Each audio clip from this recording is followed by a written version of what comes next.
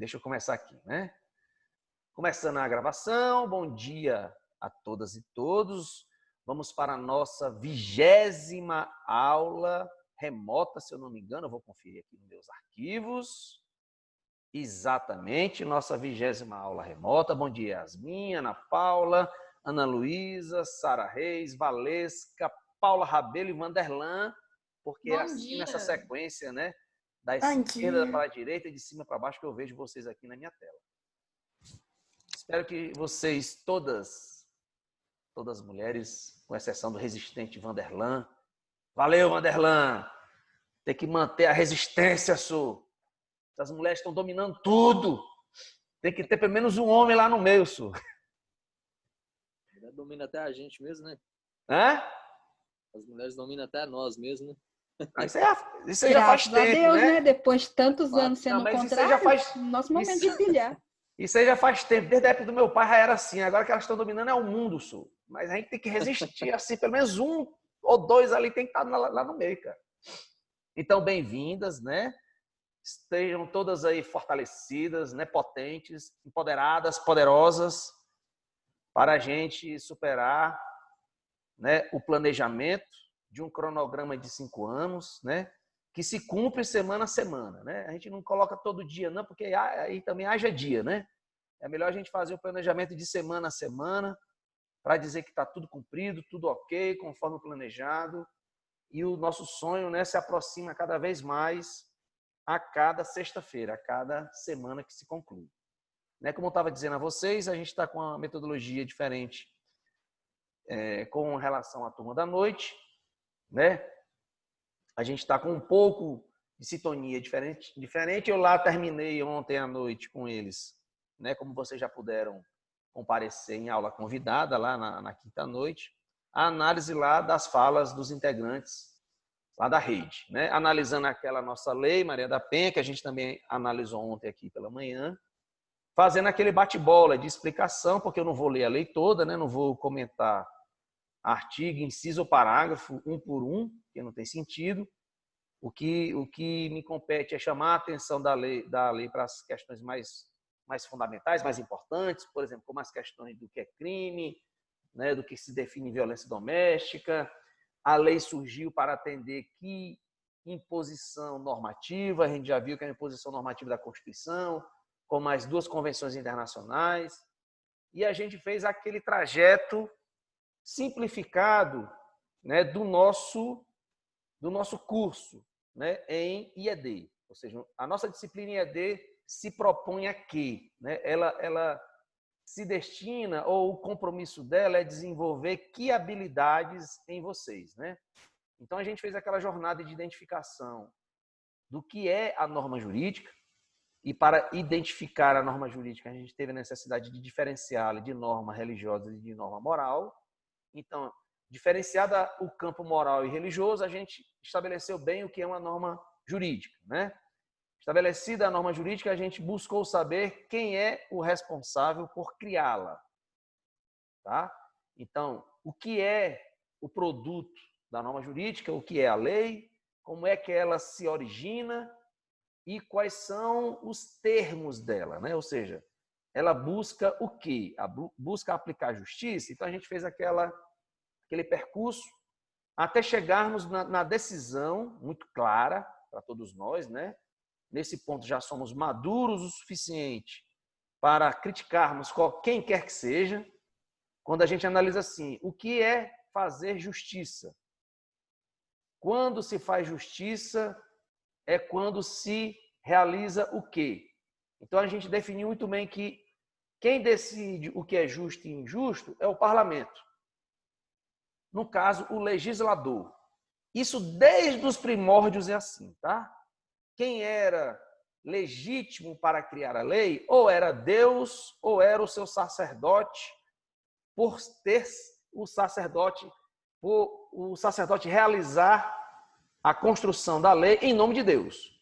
Então, o legislador sempre foi aquele concebido, né, para definir e decidir o que é justo. Tá? Então, desde a religião é assim, né? Desde a supremacia religiosa sobre o direito, né? Depois, na supremacia moral sobre o direito, continuou também sendo assim. Então, o legislador sempre é aquele, né, elevado, né, espiritualmente, né, porque está em contato com o Criador, ou uma pessoa superior às outras moralmente, então é aquele que é o encarregado capaz de decidir, escolher o que é justo. Então, chegamos até aqui, democracia, o legislador recebe legitimidade em razão da nossa escolha. Então, somos livres porque escolhemos o legislador. Somos livres porque escolhemos o nosso governante, né? Que vai governar em nosso nome. E escolhemos o legislador porque ele vai legislar em nosso nome. Então, todos eles só têm poderes porque nós conferimos esses poderes a eles. Então, o legislador é aquele que decide o que é justo. E a gente também traçou o caminho de compreensão de como é a produção de uma lei. Qual é a trabalheira danada que temos para criarmos uma lei. E não só decidirmos o que é justo, mas construirmos uma lei para efetivar e proteger esse valor que foi definido como justo. Depois de todo esse trâmite legislativo, chegado ao fim, né? Hoje na nossa democracia, em que é uma divisão entre a produção legislativa entre o parlamento e o governo, o presidente também assume responsabilidade nessa criação. Então, a gente tem uma produção muito plural dessa lei, que para chegar a seu trajetório final, ao seu processo legislativo final, demanda muita análise. Então, finalizada essa análise, ela se transforma em lei, portanto, dogma para todo o Estado, para toda a sociedade. Todo o Estado, que eu digo no sentido de todas as instituições têm relação com a lei na perspectiva de dogma, ou seja, isso é que é o certo, isso é que é o justo, e é essa lei que tem que ser aplicada. Não cabe a mim, enquanto agente do Estado, não cabe a mim, enquanto súdito, ou enquanto até cidadão mesmo, questioná-la, confrontá-la ou desrespeitá-la. Cabe a mim aplicá-la, né? Então, cabe a mim, população, cidadão, respeitá-la, não confrontá-la. E cabe ao Estado aplicá-la, né, na sua maior amplitude, sempre fazendo essa relação. Eu tenho que aplicar a lei com o olho na Constituição. Eu tenho que aplicar a lei com o olho na Constituição e com o olho nos tratados. Então, é com essa sabedoria, né, do que diz a Constituição e do que diz os tratados, que eu vou melhor interpretar, compreender e aplicar essa lei. Então, é para isso que exige, né, essa formação jurídica para os agentes da área jurídica, né, serem encarregados de aplicarem as leis do nosso país. Então, qualquer papo, qualquer onda, em outras palavras, qualquer miguelito de qualquer agente que ouse questionar uma lei, você já levanta o dedinho e balança para um lado e para o outro, assim, ó, negativo, né? Não venha para cá que não tem. Você quer dar uma de legislador, então rale muito, até para que você seja legislador e a sua lei seja aprovada, né? Até lá, meu filho, você vai só cumprir a lei, né? E biquinho fechado, porque se você desrespeita a lei, você vai ser punido, tá? Então, a gente já tem essa maturidade de identificar isso. Qual foi o nosso próximo passo? Né? Examinarmos algumas leis, examinarmos até decisões judiciais, para sabermos como se comporta o julgador, né? Como se comporta nós, como intérpretes, para analisarmos uma lei e aplicá-la. Como se comporta o julgador frente a um caso, examinando uma lei, aplicar essa lei a esse caso. Então, a gente passou por toda essa caminhada aí para chegarmos agora nesse ponto e termos a maturidade suficiente de analisarmos uma lei específica, nesse caso a Lei Maria da Penha, analisarmos as instituições que são responsáveis pela aplicação dessa lei e verificarmos o que cada integrante dessas instituições falam sobre os seus problemas e os seus acertos na aplicação dessa lei. Então, aí a gente vai construindo o nosso mundo jurídico, né? Desde a compreensão da criação da lei, né? Da elaboração dessa lei, da entrada dessa lei em vigência e da aplicação dessa lei. E de todas as instituições do Estado que são construídas apenas, tá, para cumprirem a lei. Não há instituição que é criada para ficar assim de transe no mundo. Não. Qual é a sua função? Tá? Minha função no meu cargo é muito clara. É realizar isso, isso, isso e isso, conforme determinado ramo da lei. Se eu tenho ramos de algum órgão, né? Por exemplo, Polícia Militar, Polícia Civil, né? Que são órgãos do Estado. Alguma esfera neles, né? Como departamento tal, sei lá, companhia, né, da Polícia Militar, a delegacia da Delegacia das Mulheres, o núcleo da Defensoria, a promotoria, a vara lá no Judiciário, todas essas ramificações, né, de esferas de poder, de instituições, têm no seu servidor uma função específica para aplicar uma lei, né, ou um conjunto de leis. Beleza? Aí a gente analisou essa lei e foi verificando as peculiaridades dela. E a gente, ao ler uma lei, sobretudo a Lei Maria da Penha, que tem essa abertura para o mundo social, para o mundo econômico, a gente percebe muito claramente que o direito não dá conta do mundo sozinho, né? O profissional do direito, tanto lá o consultor legislativo, quando vai auxiliar o parlamentar a produzir uma lei, né? Tanto lá naquele ambiente, eles também precisam de outros profissionais, engenheiros, profissionais da saúde, psicologia, assistência social.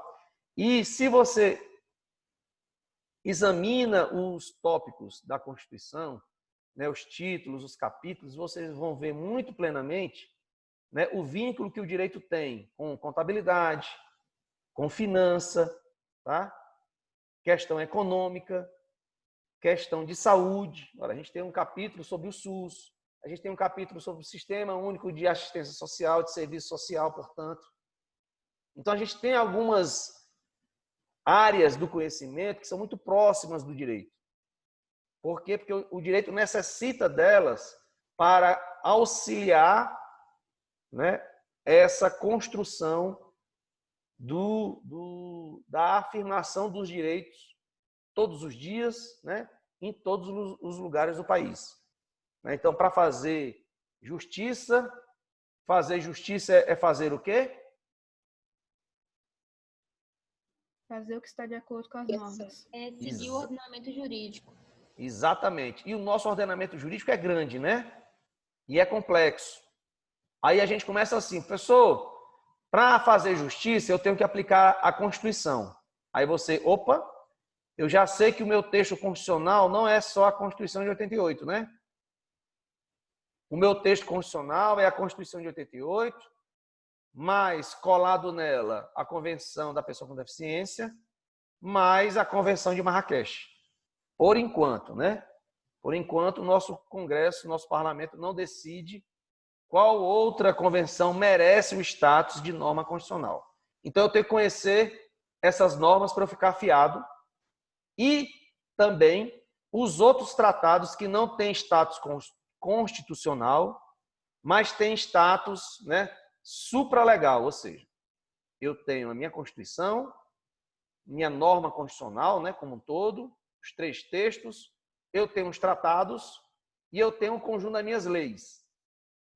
Então, eu tenho que ter um conhecimento, pelo menos genérico, de todas elas, na sua parte assim mais importante, substancial, para que eu possa aplicar o direito e, em razão disso, fazer justiça.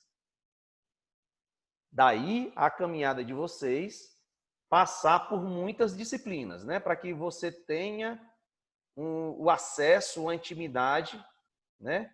Profunda ou genérica com as principais partes do direito.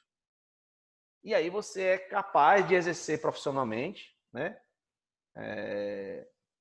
a sua atividade como alguém que conhece genericamente o direito, né? E, em parte dele, você conhece profundamente, que é onde você vai se especializar, tá?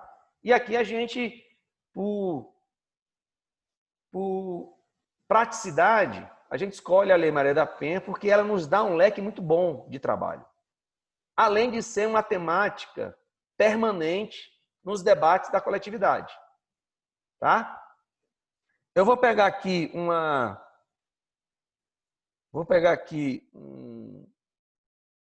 um debate realizado pelo TR. Agora me confundi. Eu não sei se é TRE aqui de Minas ou se é o TRT. Mas o que importa é que nesse debate algumas especialistas falaram, né? E uma delas é a desembargadora Alice Bichel, né?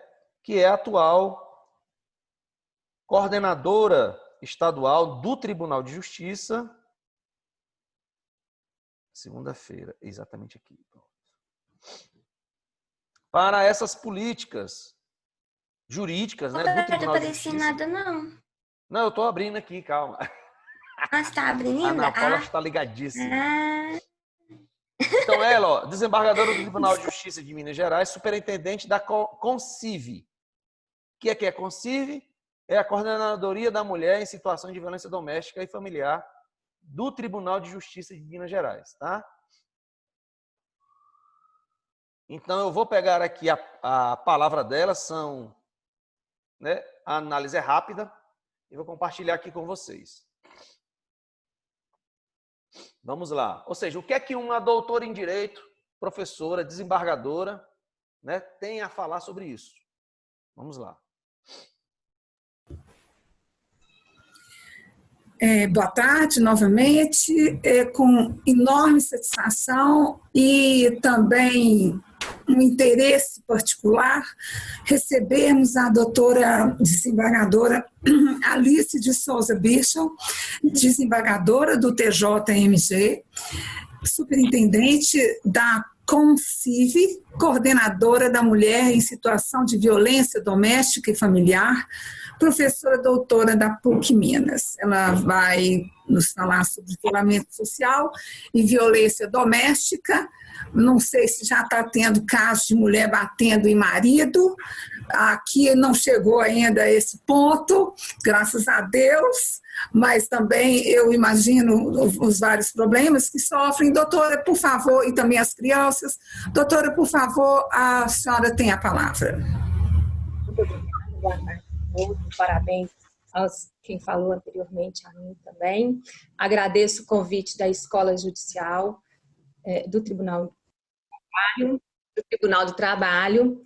E, na verdade, doutora Rosemary, agradeço pessoalmente também, porque sei que é um tema mais afeto à jurisdição estadual. Mas a sensibilidade da senhora, através da coordenação da escola, me trouxe esse tema, que na verdade é de todos nós, né? É uma violência que nós vemos que não é só física, e vou falar disso daqui a pouco, mas quanto à pergunta da senhora, a questão dos homens, né, serem agredidos, muitas pessoas fazem essa pergunta. Por que que nós temos um sistema todo voltado às mulheres e não aos homens? Na verdade, é o contrário. Todo o sistema do direito penal é voltado aos homens. E nesse momento histórico, que infelizmente está se alastrando pelos séculos, nós ainda precisamos de uma legislação e de uma segurança pública toda voltada, o sistema de segurança voltado ainda à mulher, por questões que nós já conhecemos, infelizmente, que vão do machismo ao patriarcado, mas também às violências institucionais que nós temos. Falado isso, nós vamos tratar desse aumento também da marginalização dessas mulheres em cárcere, né? Então, a gente vai fazer uma diferenciação entre o cárcere privado e a quarentena. Isso é preciso que seja entendido. Não é porque está em quarentena e que nós todos estamos em quarentena que a violência tem que se aflorar. Infelizmente, nós temos índices um pouco contraditórios dessa violência, mas hoje, por exemplo, sai um índice que a ingestão de bebida alcoólica aumentou 63%. E isso, obviamente, tem um impacto grande sobre a violência doméstica. Então, essa má alimentação, essa ingestão de álcool, mais os problemas sociais que estamos enfrentando, do trabalho, da pressão do trabalho, do problema da falta de trabalho, ou de falta de clareza das normas que assegurem a existência do trabalho, dos postos de trabalho, nós temos, então, esse povil, né, essa questão com tantas incertezas e a própria doença, né, a Covid, a ameaça do Covid, tem acirrado as tensões domésticas, não só em relação à mulher, claro que é a mais vulnerável, mas também as crianças que estão nesse ciclo. Então, uma pessoa violenta gera muitos problemas em casa. Mas antes de nós tratarmos exatamente desse tema, eu gostaria de pontuar essa origem de uma violência que pode ser, inclusive, uma violência moral, que nós falaremos dela, mas que o que se espera de nós, né? O que se espera das mulheres? Há uma tolerância social e uma expectativa que as mulheres sejam cordatas, né? Então, é muito interessante que qualquer tema, quando nós vamos nos propor a falar já é um problema, né? Termos voz. Hoje tem um artigo, inclusive, na Folha de São Paulo, dizendo isso, que nós temos que combinar sempre falarmos juntas. Por quê? Porque quando o homem vier intervir, a outra fala, não, vamos esperar ela acabar de falar, né? A ministra Carmen Lúcia coloca isso muito bem também, que até ela tem dificuldade de se fazer ouvir, às vezes, em determinados discursos. Mas, para isso, eu vou pôr um pouquinho de romance na nossa palestra e sugiro a leitura desse livro. É um livro extremamente doce, inclusive tem um filme sobre ele, mas me parece que o livro é muito melhor porque a linguagem que a autora usa é uma linguagem doce para narrar cenas extremamente violentas contra nós.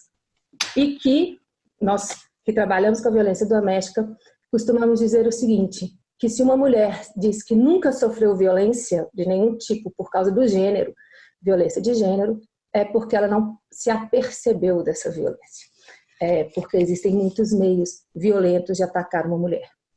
E aí eu peço, Vênia, para 2 minutinhos de uma cena que eu selecionei desse livro, que me parece a origem de tudo.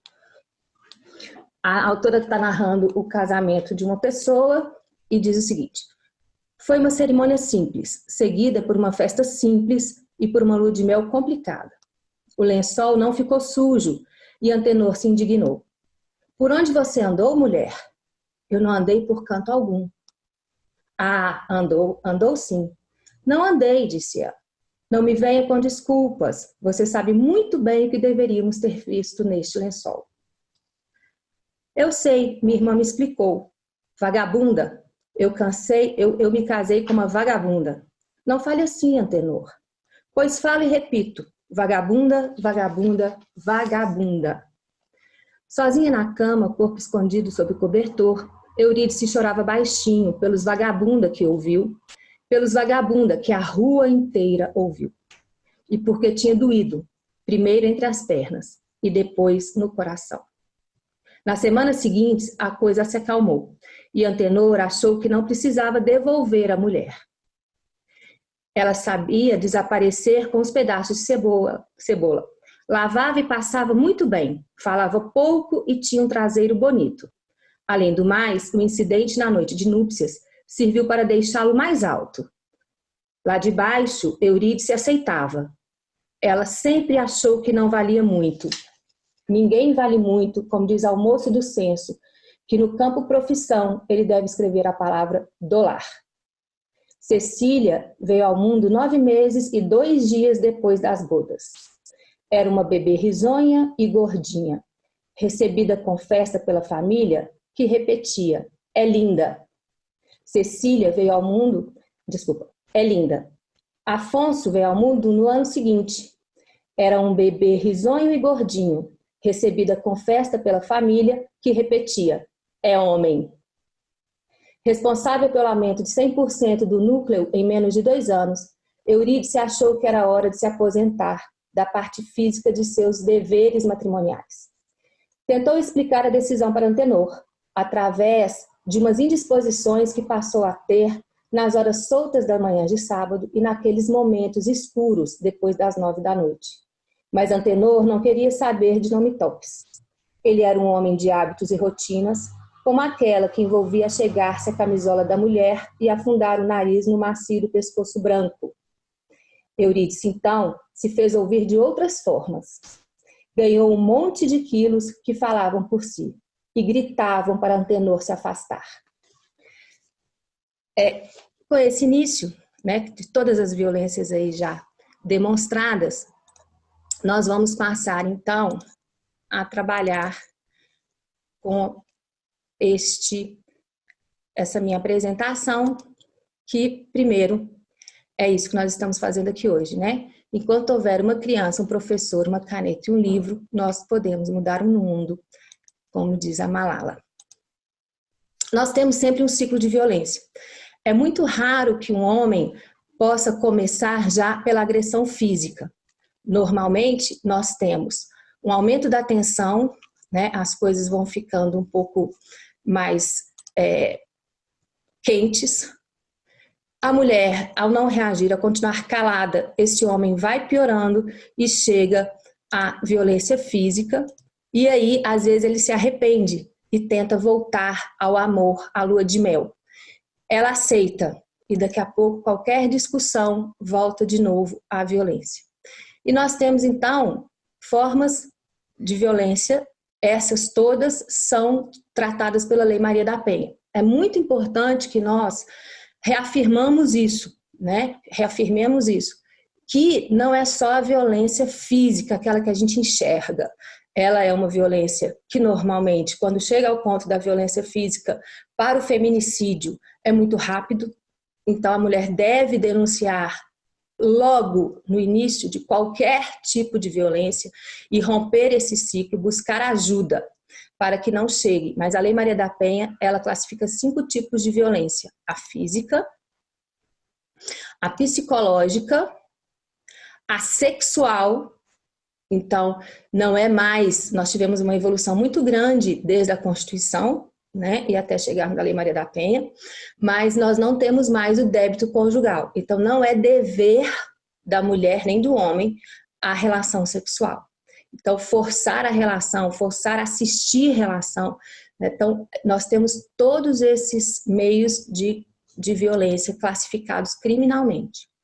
E uma violência muito comum é a violência patrimonial.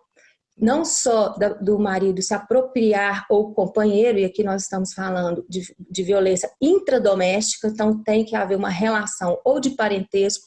Tem acontecido muito com nossas idosas, em que os filhos, às vezes, porque não querem trabalhar mesmo, ou aqueles que estão envolvidos com droga, né, eles acabam se apropriando das pensões das mães, das avós, maltratando demais para ter o patrimônio, né, se apropriar do patrimônio, inclusive para vender isso e ter um ganho patrimonial.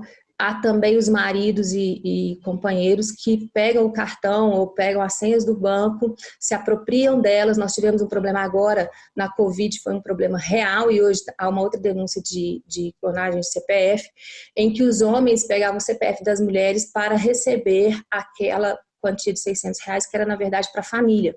Então, há esse tipo de apropriação de documentos da mulher. Então, isso é também uma violação patrimonial. E a moral, que é essa das piadinhas, né? A ministra Carmen Lúcia usou uma expressão que eu gostei demais, né? É aquele machismo simpático, sabe? Daquelas piadinhas que a gente tem que ouvir o tempo todo. Então, nós não temos que ouvir. E quando nós respondemos, nós é que ficamos mal educadas, né? Nossa, como ela não tem humor. Só que nós não somos obrigadas. Isso é uma violência moral, inclusive as questões. E nós temos leis específicas outras de assédio moral, de assédio no trabalho, que precisam ser sempre lembradas, né? E os dados da violência, eles assustam, né? o Poder Judiciário tem tentado, com todas as suas forças, coibir não só no julgamento, né?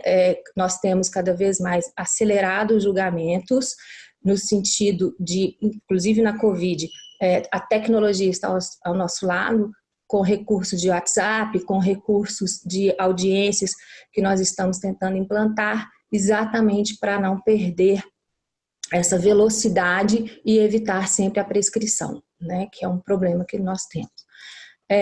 Então, nós estamos, além disso, dos julgamentos, nós não podemos naturalizar a violência contra a mulher. Então, existe a CONCIV, na verdade, criado pelo Conselho Nacional de Justiça em todos os estados. Os tribunais estaduais têm um órgão para cuidar da violência doméstica, não só do campo de vista de pensar na atuação do judiciário propriamente dito nos processos de violência doméstica, mas também isso que eu estou fazendo aqui agora, divulgar a Lei Maria da Penha. Então nós vamos às escolas, nós temos vários projetos de irmos onde precisarmos divulgarmos a informação sobre a Lei Maria da Penha.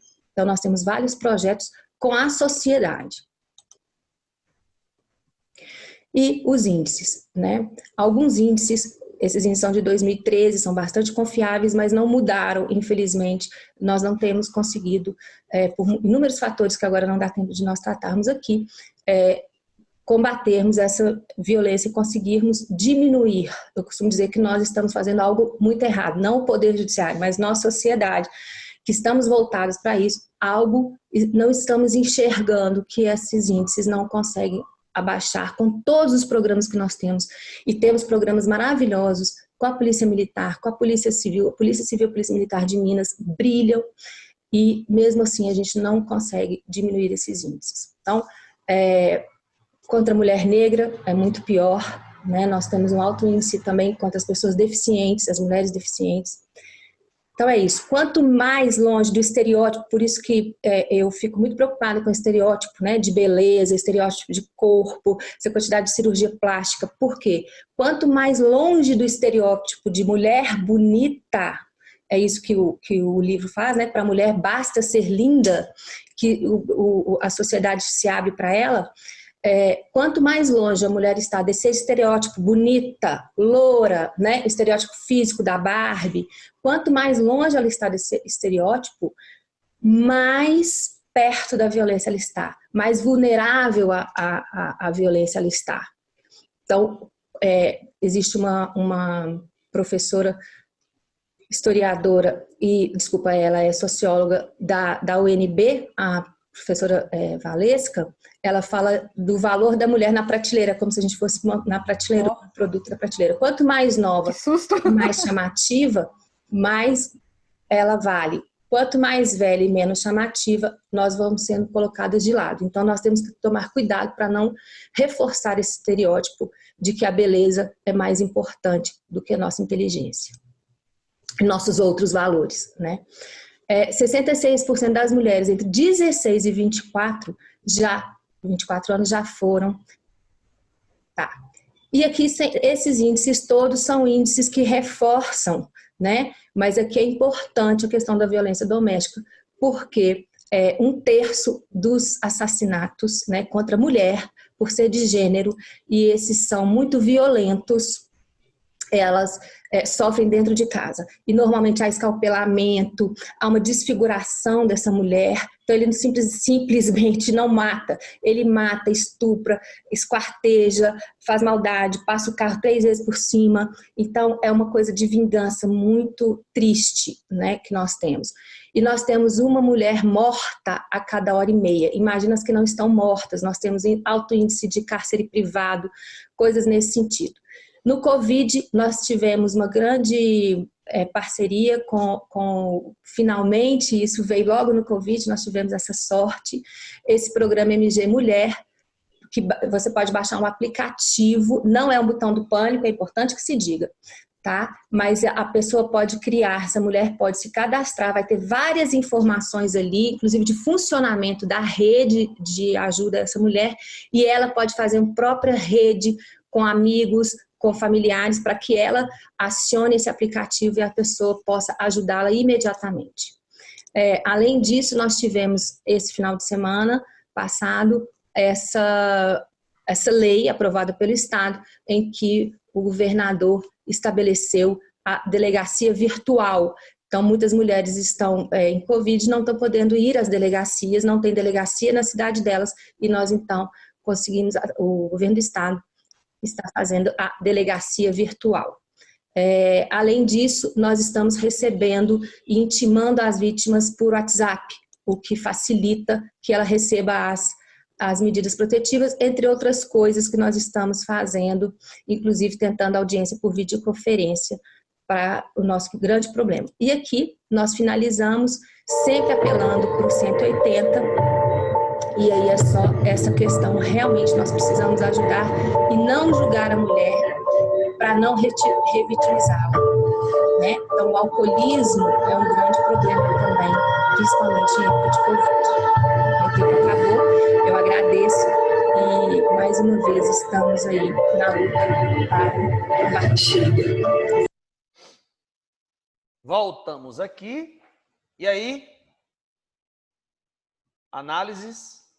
Não, Impressionante. ela, vou falar a palavra mesmo, ela arregaçou, ela falou tudo. Muito Nossa, bom. ela falou bem Se demais. garante, né? Nossa, que postura, viu? A oralidade dela é muito boa. Nossa. É professora há mais de 20 anos, né? Tá explicado. Tá? Depois envia, eu quero terminar de ver. Eu fiquei curiosa.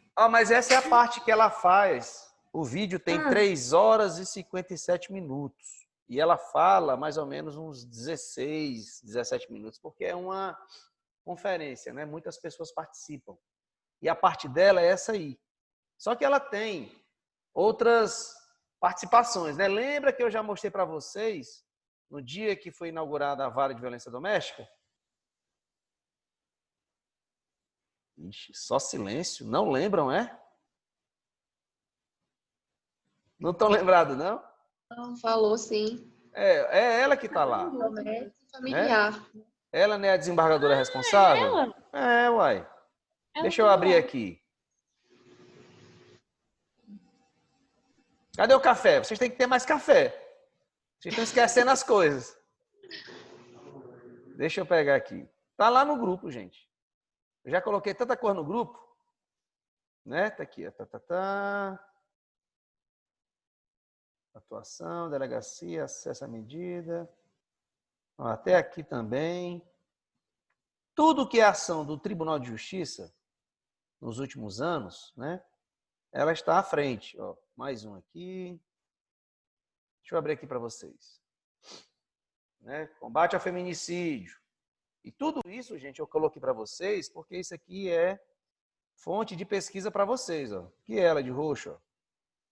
Lá na inauguração, aqui no Fórum de Contagem, da Vara de Violência Doméstica.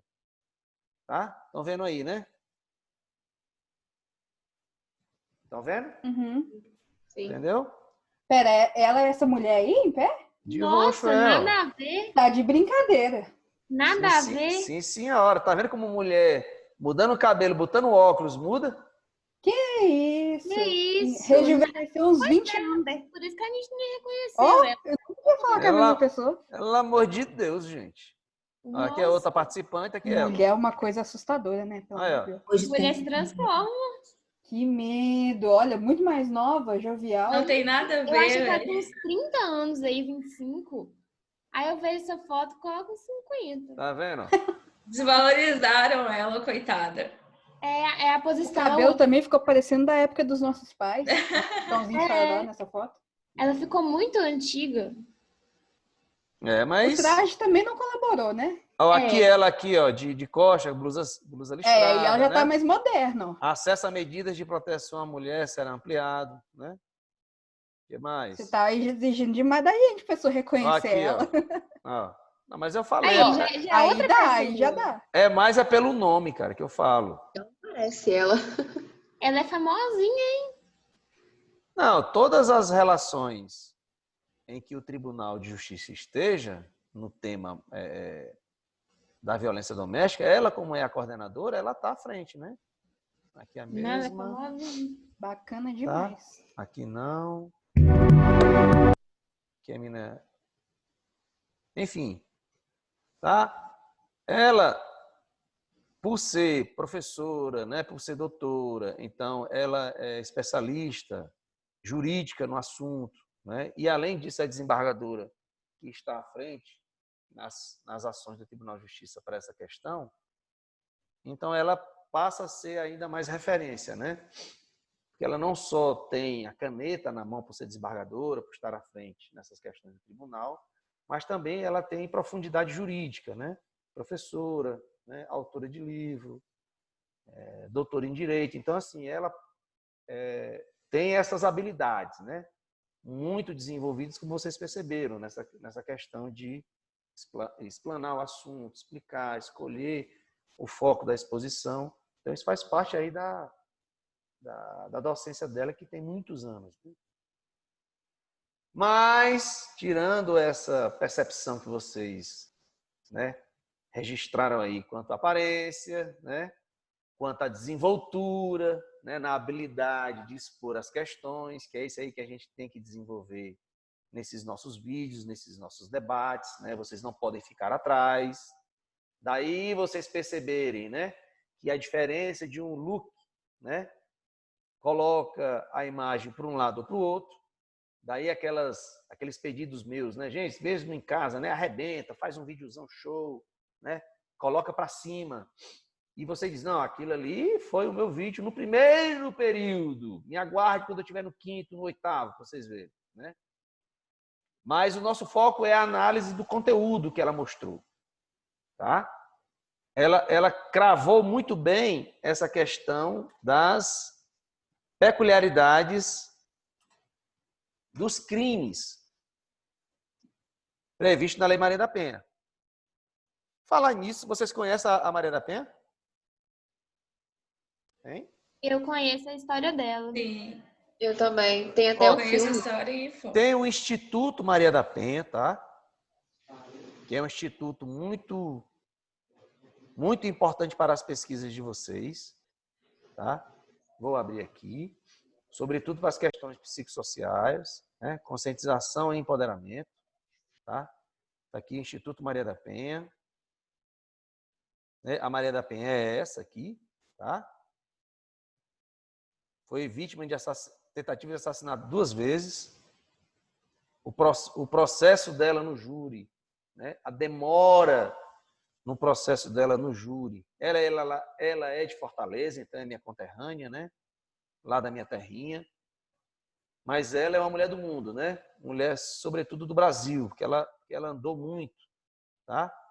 Coloca aqui, olha a foto dela. Lembra daquele ideário de beleza que a desembargadora fala, né? Quando você olha, nossa, ela é tão bonita, né?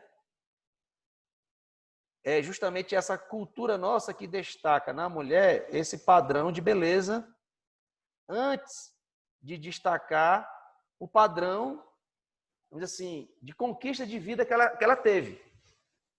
Né? Porque você vai ver a profissão dela, né? Faculdade de Ciências Farmacêuticas da Universidade de São Paulo, em 74. Na época, ela fazia os seus estudos de pós-graduação. Você, nossa, uma mulher nessa época, né? Já conquistava seu espaço no mundo acadêmico. Então, no lugar disso chamar mais atenção, né? O que chama atenção mais, como a desembargadora fala, é o aspecto, né, externo, né, físico.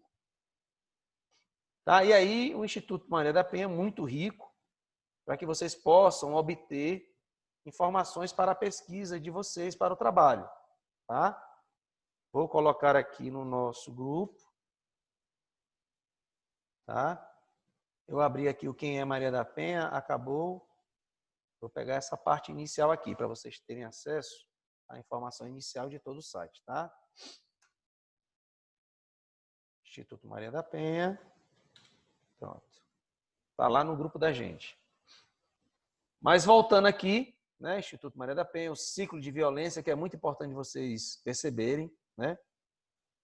Como ela destaca aqui, ó, a Lei Maria da Penha, o que é violência doméstica, Né? Como a gente sabe... O que é isso? Legislação penal, turma específica. Quem é Maria da Penha? Ué, quer que eu... Lei Maria da Penha. O site que eu mais gosto é do Planalto, mas há acesso a leis por outros cantos, tá? Quando ela fala aqui, ó, o que é violência doméstica, né? O que é violência doméstica é retirado do próprio texto, né? Aqui ela coloca as declarações das convenções, né? Toda mulher, independente de classe, raça, etnia, orientação sexual, renda, cultura, nível educacional, idade e religião, goza dos direitos fundamentais inerentes à pessoa humana. Aí eu pergunto a vocês, tá? Vamos lá para a nossa Constituição. Essa análise casadinha da nossa legislação, né? do nosso ordenamento jurídico é fundamental. Você vai olhar e ler a Maria da Penha. Eu vou ler essa danada toda, do começo ao fim. Aí você chega no artigo 2º dela, né? Fala, toda mulher, independente de tudo, né? Que tudo. Não posso deixar genérico, não. Eu vou ter que especificar. Eu vou especificar bem direitinho o que é tudo. Vai dizer que a mulher goza dos direitos fundamentais inerentes à pessoa humana. Aí eu lhe pergunto, precisaria a lei falar isso? Porque quando a gente vem no artigo 5º da nossa Constituição, diz que todos são iguais perante a lei. Sem distinção de nada. E o inciso 1º abre assim, homens e mulheres são iguais em direitos e obrigações. E a relação de todos os direitos fundamentais individuais, né? Deveres individuais e coletivos, que os homens e as mulheres têm. Ou seja, que as pessoas têm, né? Só que aí, como lembra a desembargadora, nós vivemos em um contexto social, cultural, que impõe, né, uma série de restrições, dificuldades, né, e barreiras mesmo para essa efetivação de direitos. Daí,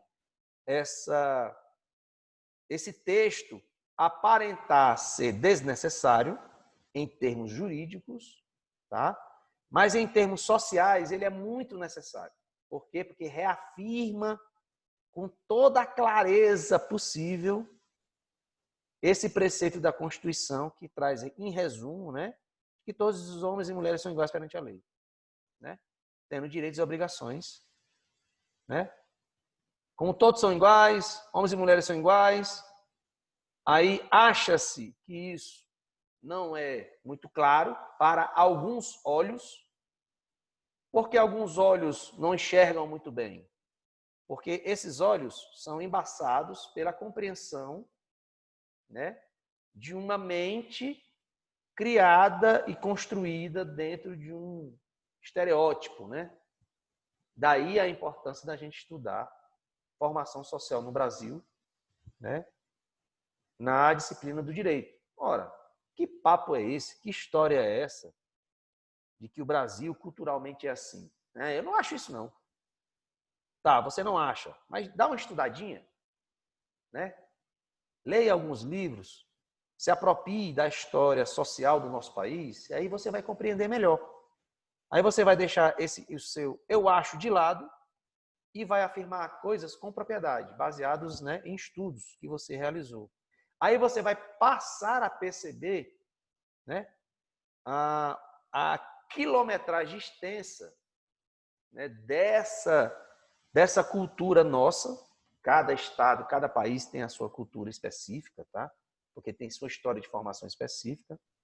Mas é apenas estudando essa evolução que a gente vai compreender por que é necessário colocar, né, de forma tão detalhista, de forma tão expressa. Parece que assim, não, meu amigo, eu estou vendo, não precisa me explicar tanto assim, não, eu já entendi.